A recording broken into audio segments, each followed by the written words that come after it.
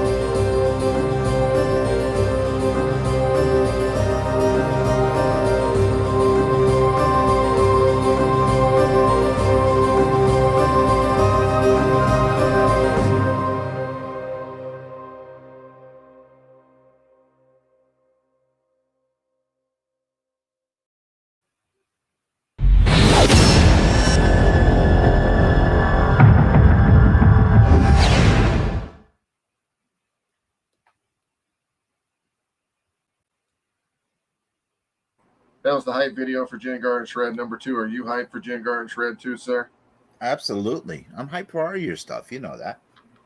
I'm digging it, man. I am certainly digging it, and I'm backing you 100% on all your stuff, brother, for sure. Brother, I can't wait to show you some of the interior art for this that we got by Kleber Suzalima, who's going to be killing it.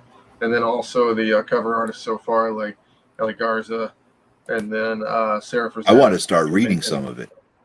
You should, brother. You should. It's I do. I want to start reading some of it in some voices. You know what I'm saying? Oh, yeah.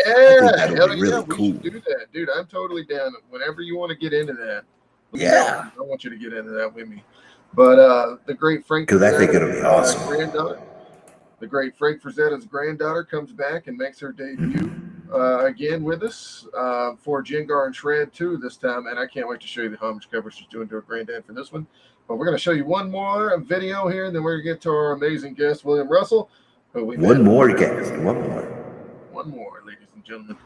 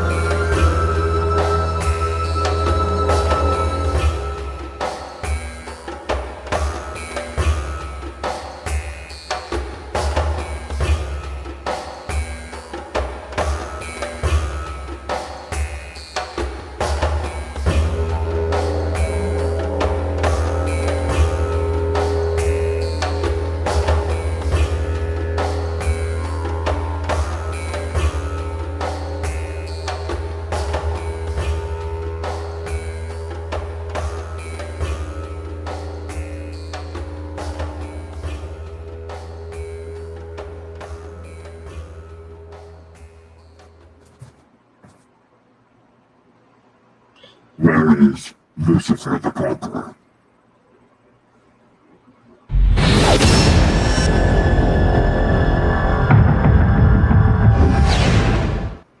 Ladies and gentlemen, those were the hype videos for the 2022 books that are going to be coming up. I am so excited to be sharing those with you. Hellbringers 2022 is going to be the biggest year ever for Hellbringers, and I can't wait until you guys see what Dude, you sound great, man. Without any further ado, ladies and gentlemen, we're bringing our guest of the night on, Mr. William Russell, who we met in Nebraska. Ladies and gentlemen, William, how you doing tonight, man? What's up? What's going on, guys? Thank you for having me.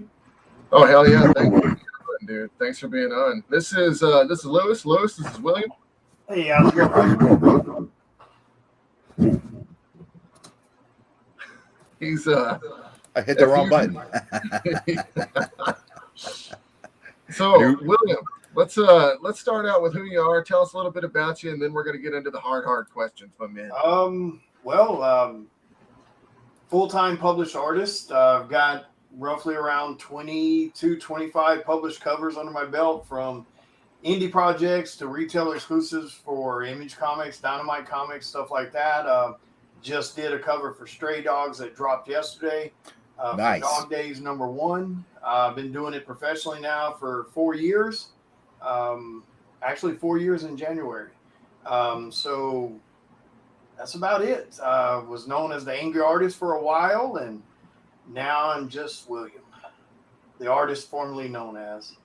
You're the Angry Artist. I'm part of the Angry Geeks. We're going to get along fine. There you go, man. So, William, let me ask you a question, man. What is your favorite place to go to a comic convention? And what's your favorite food to eat in what city? I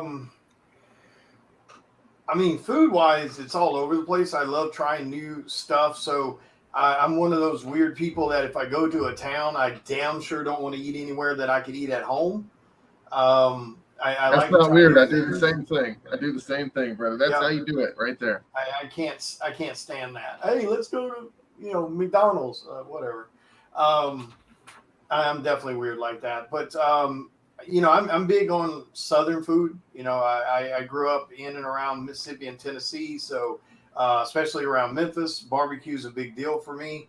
I try to try barbecue everywhere I go just to kind of see why everybody's number two. But, and then as far as the con stuff, let's see, what did you ask me about that? You have to forgive me. I'm exhausted. You're totally you fun, and me both. Man. We were asking, what's your favorite city to have a con in for food? Oh, okay. That's the big one. Wow. I mean, to be honest, I really don't know because I don't get to see the city. I roll into town the day before the con starts, and I'm getting everything ready for the show. Then I go to the show, I leave the show, I go back to the hotel, I work on commissions, etc. till the last day. Then I pack up and drive home. As far as, I guess I could say the people, is something that can make the city my favorite. And so far, I would have to say, shockingly, the people in KC for Planet Comic Con was a lot of fun. And then the Arkansas show, surprisingly, was a really, really good show as far as the interactions with the people and the fans and stuff like that. That's about the only way I could really judge it as far as in general, because I don't get to really see much of the city other than going somewhere for dinner and then going back to the hotel. Right. I used to be the same way, William, and I got to tell you, man, it was every night we were going back to the hotel doing commissions all the time. And then it finally got to the point till I was like, man, I'm spending all this money to come to all these different places. I can do these commissions at home. You know what I mean? Why not just go out one or two nights and just see what the town has to offer? Yeah. You know what I mean? So I'm that's where I am now. When I go to a city, I got to know what it's got. You know what I mean? Yeah. Yeah, I would definitely like to do more of that. And I agree with you on that. And that's one of the, especially in my case, I have the ability, like I've been really thinking hard about buying an RV and just traveling the U.S. and seeing what I can see. Going to shows a day or two early so I can try to enjoy the city a little bit instead of it just being drive in and drive out. Because I actually drive to all my shows. I even drove to the one in Grand Island when I met you guys, and that was 14-hour drive for me. So I've been thinking real hard about that because I've thought about that lately too. I go to all these different places because this year alone, since February, I've done pretty much anywhere between 2 to 3 conventions per month since February. Wow. And I've not gotten to enjoy any of the cities other than, that night going out for, dinner or something like that. Right. And sadly, a lot of us artists and creators are especially the artists, we're really in that boat because we're having to do at-con commissions and stuff like that to help pay for the cost because we don't get free rides 99.5% of the time. So we're paying for our own travel expenses. We're paying for a table at the show, so we're trying to recoup as much of that money back as we can to at least break even with a little profit. And that usually requires sitting in a hotel till 2 a.m. and drawing every single night. But I agree with you. It's I think I'm going to have to start changing it to where at least one of those nights I try to get out and do something, kind of like the way we did in Arkansas. We went out with Gabe's Cave and Marty Rosen and all those guys and, had an incredible dinner and stuff. And then the same thing in Grand Island with BNS Comics, who brought us out there to do their event, which was incredibly awesome. And we so appreciated that since, again, it doesn't happen very often. But, there are certain ones where we do get to take advantage of the going out and having a good time. I mean, BNS Comics did it for us. They wanted to go out and have dinner and some drinks and stuff like that. And we had a wonderful time. Chris Hayes with Pastime Comics in Texas, every time we go down there, they always want to do dinner at least one of the nights that we're there and just have that family, type of thing instead of just always being solitary. See, the thing is BNS, man, they treated us great, man. That was one of the greatest Comic-Cons I think I've ever been to. Meeting you guys, getting to drink with you guys, and just hang out and have a good time, getting to know people that you otherwise wouldn't have a fucking clue about at all. You know what I mean? That's where it's at, ladies and gentlemen. And that was, one of the con memories that I'm going to have forever. We're actually going to get those little coasters framed that we got signed. It was funny. I saw they sold one on eBay, which was hilarious, man. What did it sell for? I think it sold for like $3 to a guy in Nebraska. That's and dude, awesome. I think it was the guy that drunkenly fell down next to me when we were leaving the bar on Saturday night. You remember at the very end? I think that was the guy that bought it because I wouldn't doubt it. It's pretty cool. I mean, dude, you don't see that very often because you'll get you'll get certain cliques that'll kind of go hang out if they're at the same con together, and that's understandable. I do wish because so many people in the comic world across the board, from artists to creators, writers, etc., a lot of them love to talk this community and this camaraderie and uplifting the whole, especially indie, uplifting it as a whole, and yet a lot of them don't practice what they preach. And because I've seen people out at events not get invited to go to something. I've been on the receiving end of that. And I'm one of those people, if I'm going out to dinner and I'm talking to anyone near me at my tables, I always tell them they're welcome to join us. So I really do wish I could see more of that, because the sad thing is you get a lot of miscommunication and you get a lot of hearsay bullshit about this person's this way or this person's that way. And then you finally meet them and you're going, that person's not that way. that's the thing is you can't judge a person until they're actually right in front of your face and they've already had 4 drinks and they don't know or give a fuck what they're going to say. You understand what I'm saying? Yep. That's the best way to have a conversation with somebody. That's my favorite way to get to know somebody is get them with about 4 or 5 drinks in them, and then I really get to see who they are. What if they don't drink? Well, they don't drink. You just have to put that one in the back burner and watch how they act over time. People will always show you who they are. Fair enough. So the thing about cliques in the industry, and I know what you're talking about, man. I've had to deal with it for years and years and years. But the thing about it is, you know, you can't worry about them. You know, you got to worry about you. You got to worry about what, you know, you're doing, stuff like that. And, you know, eventually one day, you know, you're going to be in a clique and you're not even going to know it. You know what I mean? And you'll be doing the same thing and you won't even realize you're doing it. So that's another thing, you know. But Lewis, we're going to turn it over to you, my man. Let me know what your question is, brother.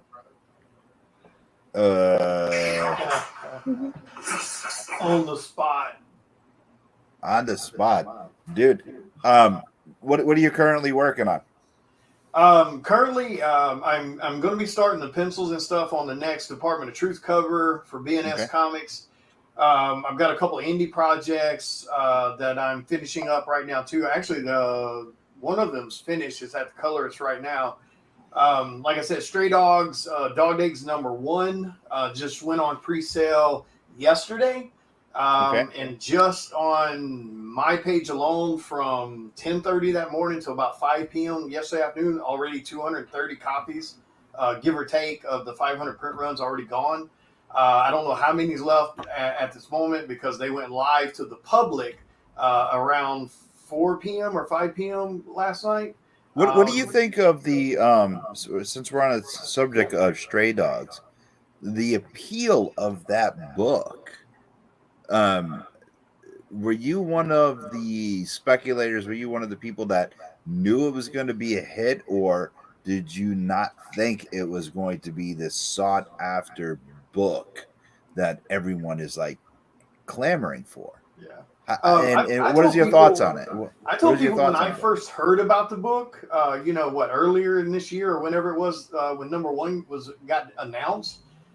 Even though I don't collect anymore, so I didn't buy the book. I sold my collection about 1.5 years ago. But I try to tell people that when it's something that's different from the norm, your ass better grab it, especially out of the indie world. Because all the TV show places, Hulu, Netflix, etc., they're grabbing up anything that's semi-original, out of the indie world. And so, I told people back then, I was like, whether you like that concept or not, you better grab the book and any of the books that come out.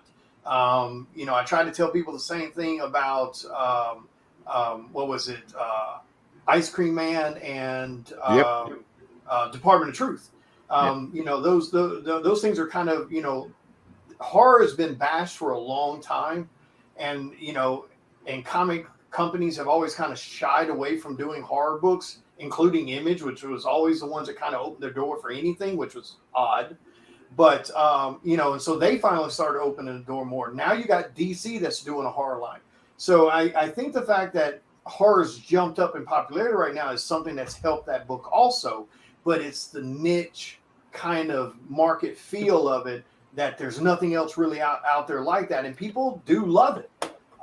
They love that kind of playful Disney, kind of thing to it. And now, sadly, I haven't had a chance to read the books yet, so I have no clue how good they are. But everyone that I've talked to that has read it says they're really good. Now, speaking of horror and people trying to move away, and you brought up DC. They had House of Secrets. They had House of Mystery. Of course, they had Constantine. They have Swamp Thing that dwells on the borderline of horror. Madame Xanadu, of course. I can go on and on. But do you think their first ever horror mystery comic was in 1952 with Mystery Comics?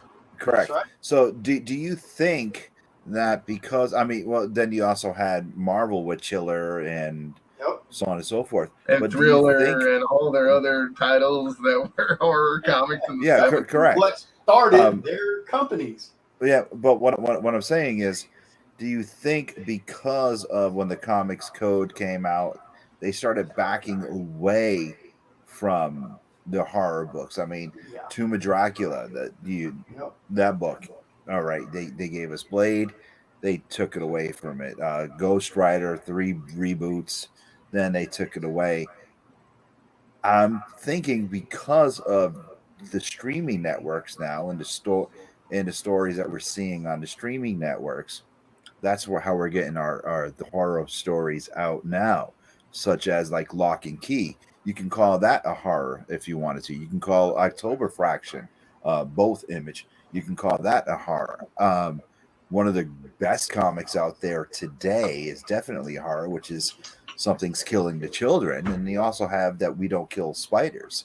Electric Black by Joel Schmacke. That is a great horror book, and I'm not a horror fan, but some of this stuff is just outrageous. Yeah. I think horror was just a taboo because of way back when, and it's finally starting to come around because there is a genre for it. There is a niche, and you have these people that that just want it because they're clamoring for it. Horror movies, you make them for a dime a dozen, and they make a gazillion dollars. Yep. So why not go back to the horror books rather? I think it's lightning in a bottle that you can always catch. I mean, they brought back Child's Play, for crying out loud, and made that into a television show. Yep. So I'm thinking, yeah, why not? Yeah, I agree. And now The Walking Dead kind of helped open that door a little bit more. Oh, with the correct. Yeah, absolutely. Also. But I mean, if you've ever heard listened to his interviews about that, like they didn't want to do The Walking Dead because they thought it was a pure horror book, and they're like, horror doesn't sell, we don't do it. And I always thought that was such a weird thing. And I agree with you. I think the reason horror went away was because of the comic code, and people just kind of got used to that. And when people get used to something, they're scared to try new stuff, especially when it falls into some of these bigger 2 companies. They're really nervous about trying it. But I mean, now you even have, DC kicked back into the zombie thing, and they kicked back into the, with what was it called? Deceased. And, now they actually have an DC versus zombies line of comics that are coming out. Yeah. So now you've got DC versus vampires. I mean, and you have Marvel Zombies years ago. Yep, exactly. So I think the horror is coming back because it is money. It's here it is, almost Halloween. We're talking about horror. I think this is brilliant. It's definitely, it has its niche, and once again, like I said, I'm not a horror fan. I think some of the movies are ridiculous, but it does sell, and everyone likes a good fright. And I also think because of not just because of the Comics Code authority, how do you actually create horror in a book, in a comic rather? Because I mean, you have your panels, your splash pages, so on and so forth. Yeah, there's no music to set the tone. Exactly.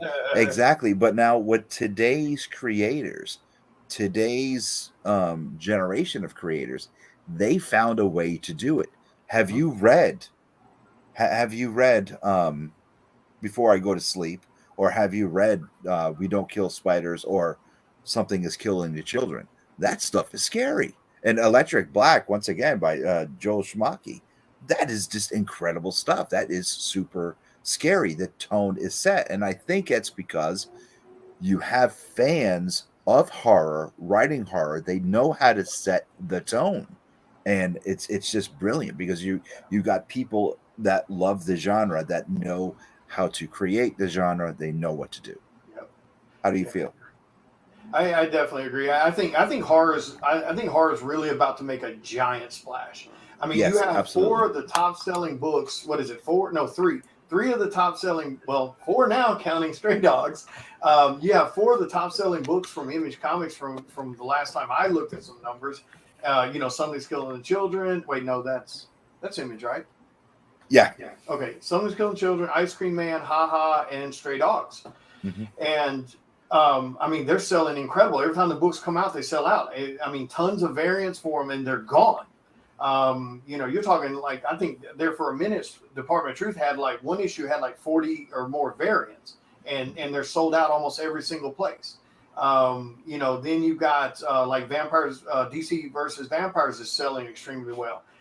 Then you have the indie world in general that is really blowing up with some horror stuff. I mean, you've got, like an example with Chris Hayes with Charter Comics, in the titles he has under his umbrella with Don't Pay the Ferryman and The Mortician and The Detour and the newest one that just dropped, Ferryman Origins. And every single one of those books, when they go into Kickstarter, are completely funded within a couple of hours, if not sooner. And every time you go to a show, they're selling out on his book rack. So I definitely believe that. I believe horror has finally, I think, made it to that mainstay of it's not necessarily looked down on anymore. No, I think, you could look at it through the success of Blade, Constantine, Swamp Thing.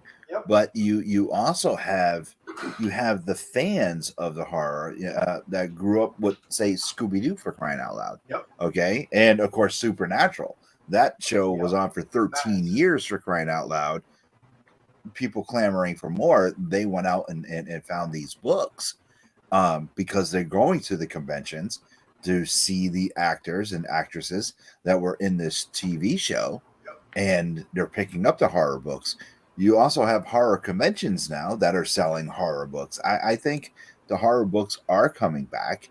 And even back issue horror comics are going up in value if you can find them. House of Mystery books are going up there. House of Secret books are rising in value when they used to be $10 a dozen. You can find them in a quarter bin or $1 bin. It's just insane because of just the value. I mean, Uncle Creepy is a super popular character right now. Yep. And I mean, a lot of people forget this. It was a horror movie that saved Marvel's ass. Correct. It was Blade. Yes. That's right. If it weren't for Blade, a horror topic, a horror concept, and an African American hero on top of that, there would not be an MCU. No. They saved Marvel. So yeah. And there were so many people. I mean, it was so aggravating. Not only was it a horror movie, he was a half-breed African American hero, and Black Panther came out. Oh my God, it's the first. I'm like, no, he's not. You had Blade and you had Storm. I was like, come on. Yeah, well, hence the name. Hence the name right here. I was like, do your homework. Don't start spouting your mouth off comic book but news. That's TV people for you, Exactly. I'm like, don't start spouting your mouth off. I can name a bunch of different podcasts and websites like mine. Don't do that, until you do your homework, and then you can start talking about crap. Right. But yeah, it was Blade who saved Marvel, and it's just insane. And it was also Blade that saved the Tomb of Dracula comic. That's besides number one. That's the only other one that's worth anything in the whole run. Well, that's not true at all. Actually, the last issue is worth a lot too. So, the last issue. But nobody knows that, Mark. Let me get here, Lewis, if I can. I'm sorry, Mark. I forgot whose show it was. You're fine. I'd like to talk in the next 5 minutes, if you don't mind. All good. Yeah, because I only got 10 minutes left, so go ahead. When it comes to horror comics, and we're talking about horror comics right now, and we've been talking about it for the last 10 minutes, I figured I'd like to put in a little word here about it. Horror comics are my favorite genre as well. And in the genre, you'll actually look at a lot of different people, say Bernie Wrightson, Neil Adams, and a lot of these people put their best work towards these type of comic books. And, I actually owned a page out of House of Mystery 179, which was Bernie Wrightson's first DC work, which was a horror book. A lot of people in the industry get their first work throughout the industry on horror books. It doesn't matter what generation it is, all the way back to the 40s when the original Eerie was out, or Witchcraft, or, these Fawcett comics, that were able to make horror books. And, EC Comics was making the greatest horror books of all time with artists like Jack Davis and, so on. And if you guys haven't checked out these books yet, seriously, this literally is the best genre of comics that you can read. There was a reason that Comics Code came out and put a stop to books like that. Is because they were bad, man. Like, if you read them, there's some sick stuff that probably would have affected a young mind back then for sure. But these are the basis of our fears, our desires, our psychic wants to see murder, horror, gore, all this stuff, and comics are kind of an avenue to be able to see it almost better than, movies in a way, because you can draw it and see it better in your mind than you can, put it with effects. So I like that you touch on horror comics there. I think horror comics are really, the way to go. I think they're the future. I think they're the past. I think, they never were the present, but my God, they are the future for sure, my guys. So, Lewis, why don't you go ahead and get in the next question for our awesome guest, my friend, Mr. William Russell. No, I'm good. You go. I hijacked his mother enough. William, I know Lewis is going to like this question a lot. Do you got a favorite professional wrestler? Well, man, I haven't watched wrestling in a long time. I can't stomach it now. I grew up with, of course, the 80s. I watched a lot of it as a kid with my friends. And then I was hardcore into it during the Attitude Era, with NWO and the Monday Night Wars between the two episodes, and flipping back and forth between commercials. Back then, I used to go to the pay-per-views in Memphis. I was at Valentine's Day Massacre when they had that in Memphis, Tennessee a long time ago. And so, I haven't watched it since those days. I was big on the whole, The Rock and Stone Cold and DX and, all of that. Like I said, the Attitude Era. So The Rock was probably always my favorite. Him and Mankind, whenever he was like Sacco, I love that chemistry that he and Rock have with one another. A lot of that also probably plays into me being at the Memphis shows, and when The Rock was there and the cameras shut off, especially Valentine's Day Massacre, he would come out to the ring after the cameras were done, and he would talk to the crowd and stuff like that, and he would sing, Heartbreak Hotel and, stuff like that. So if you're from the Memphis area, that was a big deal. But yeah, I'd have to say, probably stuff like that, the whole NWO. I really enjoyed those skits and stuff like that. I love the promos they used to cut and things like that. And now it's just like, I just want to beat my head. If you ever get a chance, watch AEW, man. That the new one that's out on TNT and TBS. It's really, really, it's good stuff, man. And they're bringing in all the old guys to be like managers of these new guys and stuff. See, I think a lot of what's hurt it is the "I'm offended by everything" crowd. I think that's what's kind of killed the Attitude Era. Because about the time that was starting was kind of as the time that was ending, and of course, I think a lot of that what played into that, and that might be why that news show. Like I've heard someone else mention that news show is pretty good, and that might be because now we're back to shows competing against one another for ratings. It's not a competition, man. WWE is just kind of thrown in the towel. Well, that's what made those two shows. Oh, shut your mouth, you thong-wearing fatty! That's what made those shows back in the day incredible, though, is because they were fighting for ratings. Everybody had to one-up one another. So once those two shows kind of combined, or however you want to look at it, that's when it just kind of started downhill. I mean, I agree, man. The competition kind of bred it, man. You used to change the channel every Monday night, back and forth, and now it's just, you watch whatever they give you, and Vince figured it out, and he's like, let's just give them all the crap they can stand and see what if they'll keep Piece of watching monkey it. crap. But let's show a little of your work off right here. This is what you sent me. Is this your con banner? Yeah, the one in the middle is. It's just a promo thing, but yeah, those are some examples. Like my cover for Haha number 6. That image on the very top right, that is the cover I did for Gabe's Caves exclusive for Department of Truth number 10. And me, I'm a massive horror fan. So when they came to me wanting me to do the cover, I was like, I wanted to get into some of the conspiracy style covers because that's the point of the book. And some of my covers since then have been about conspiracy theories. But that cover, I love the concept of the pentagram man or whatever you call him in the book. But I told him when I did the cover, and I told John with Image Comics, I was like, I want to do that character. But everybody kind of does him in this like abstract kind of weird way, or however you want to call it, that style. I was like, I really want to do a throwback to the classic like Nosferatu vampire from the 1920s.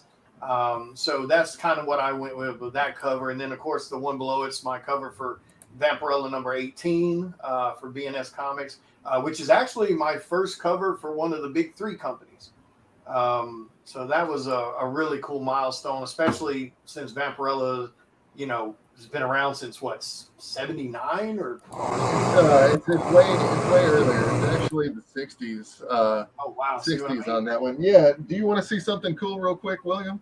Yeah. What you got? Let me show you something real quick. Hold on one second here, guys. Let me pull this up.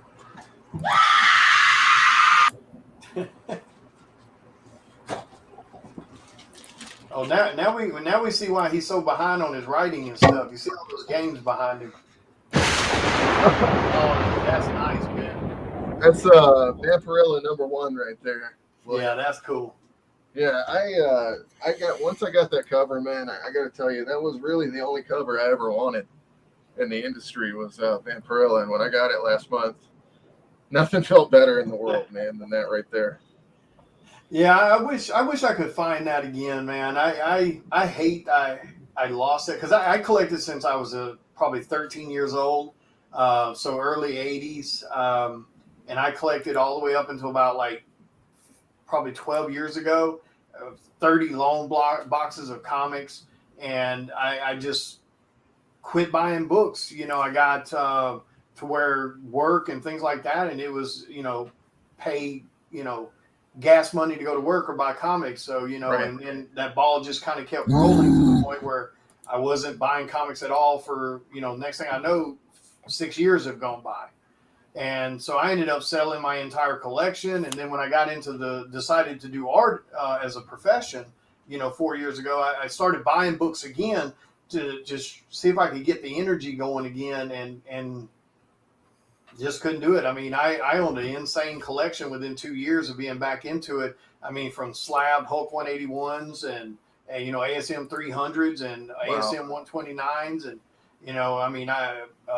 giant size X-Men number 1s. I had just an insane collection, and all that I ended up doing was moving it around my office and everything, all these damn slabs because they were in my way. So a year ago, I sold all that. So, well, the first thing I got to do is I got to pay the rent. That's right. That's right. But now I do have some grails. My grails now, though, it used to be certain books. Like I said, I got the Hulk 181, 6.5 slab, things like that. I got all the books that I thought were my grails, and and then they were just in my way.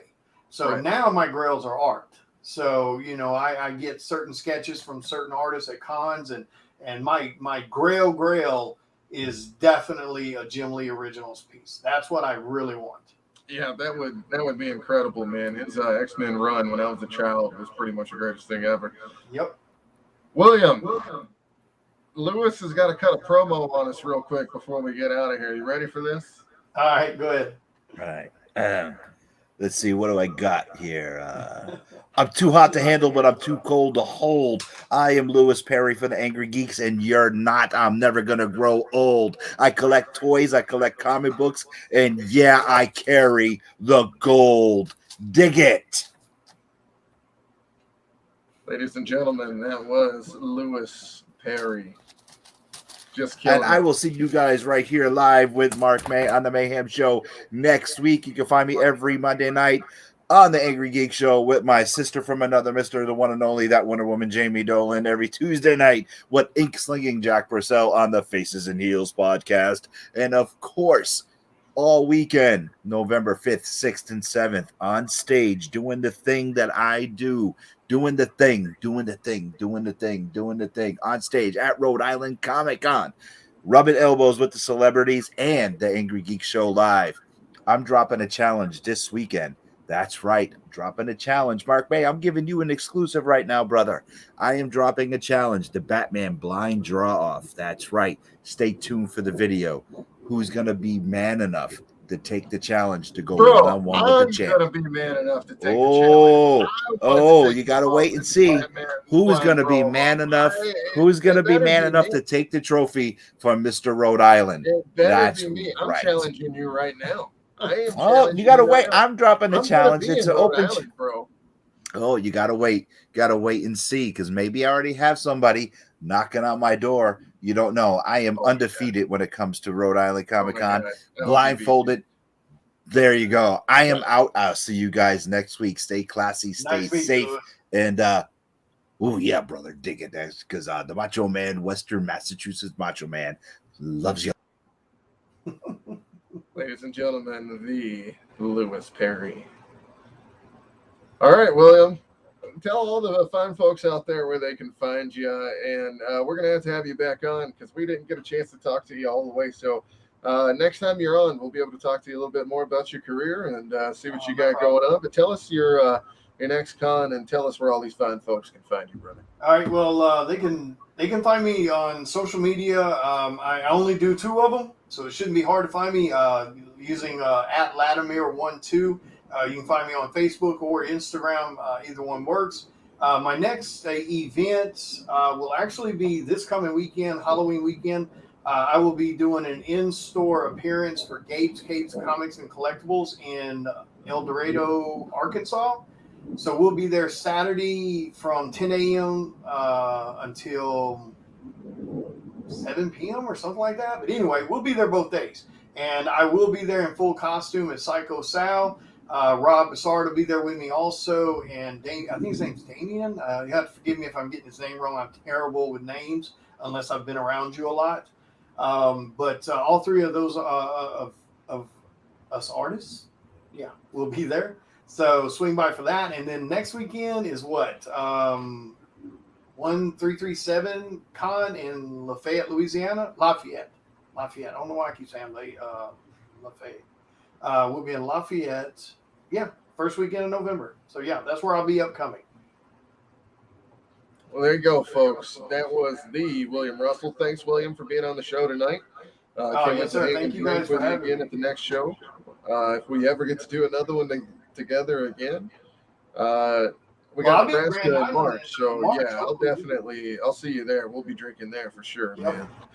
Try another one of those Runyons, too. That was some crazy shit. Yeah, that'll be a great one. But definitely thank you for having me on your show, man. Oh, absolutely, man. Thanks for coming on. It was really awesome to have you. Guys, we're going to leave you with a video of Hellbringers, Valak, and we're going to give you a little video of that one. Thanks again.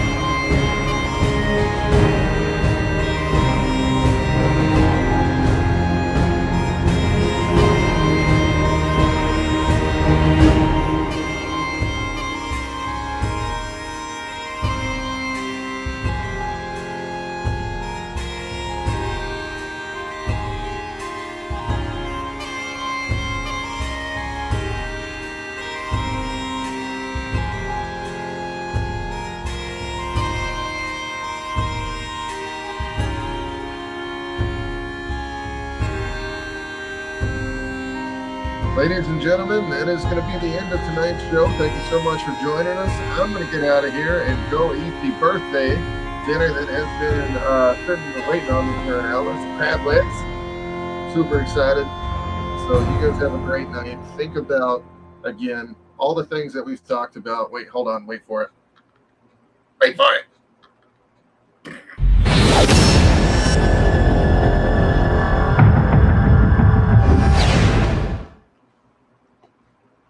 So I am going to go ahead and eat that birthday dinner that's been waiting on me for about an hour. I'm going to leave you guys with one thing this week, and I want you guys to think about this. Don't ever judge anybody before you meet them, ever. Like what William was talking about earlier, it's one of these things that you can't really know who somebody is based off what somebody else is telling you, because you never know what anybody else's agenda is. And so remember that, especially in this industry, if you ever get a chance to meet the person that you think you might hate, guess what? You might not. And that's the lesson of tonight's show, ladies and gentlemen. Another thing, don't ever give up the opportunities that people give you. Enjoy every second of those opportunities, because you never know when you're going to be able to not get them anymore. Just appreciate what you can get, folks. That's the big thing. So, all right, guys, we're going to get off here for the rest of the night. It's been fun. It's been a great time. But you guys know there's only one thing left to do, and that is